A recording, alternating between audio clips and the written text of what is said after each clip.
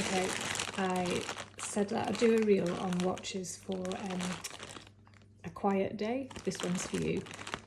I don't know a huge amount about watches. These are all the ones that I don't think have any great value, so I tend to put them in the job a lot. So we'll have a look to see what's in there, shall we? There's a mixture of old and new. We'll start with the newest one. There's a wooden watch. I don't really have very much to say about that at all.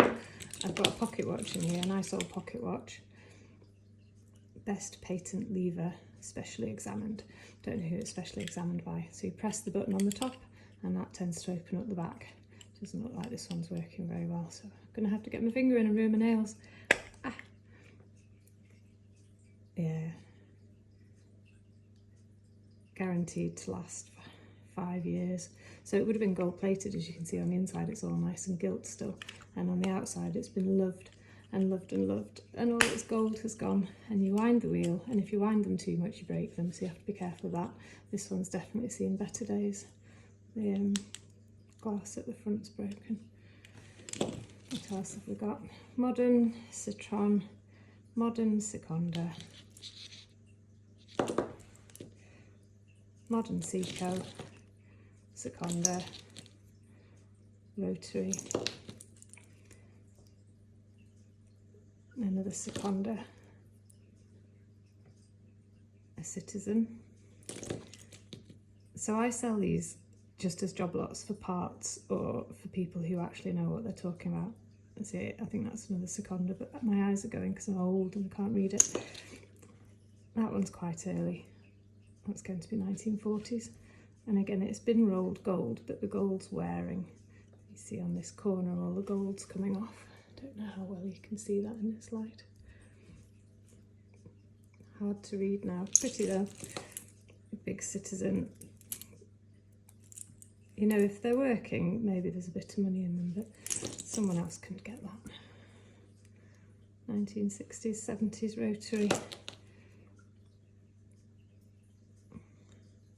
Roan Inca block, that's 17 jewels. So the mechanical watches have jewels in them, and they can be as little as 3, so odd numbers, 3, 7, 15, 17 jewels. The more jewels it has, the better quality it is. And when they say jewels, they literally have little rubies in them, but they tend to be synthetic. And I don't really understand much more than that, to be honest. You'll have to look it up on Google. But I think the point is that the parts from the movements inside can be useful to people who want to remake or fix old watches. That's my modern Marks and Spencer's. That's a Citron that's lost its glass. That's quite an old one, a Pinnacle, again 17 jewels, Inca block, and that's going to be 1950s, give or take a few years. It would have been a good watch in its day. Pinnacle will make good movements, but beyond my ken to know what to do with it now. That's another Pinnacle. I think there's a movement somewhere, look, teeny tiny movement. So if you've never seen inside a mechanical watch, this is what they look like. And you have this tiny little wheel here. And if it's spinning freely, that's a good sign, even if it's not working. The fact that it moves is a good thing. But again, and do you see the jewels? These tiny little dots. Yeah, 1, 2, 3, 4, 5. And then there are other jewels inside, all holding it together. So that's quite a sweet little old watch movement there. Constant quartz. So quartz is battery. Ingersoll. Loris. Just a strap.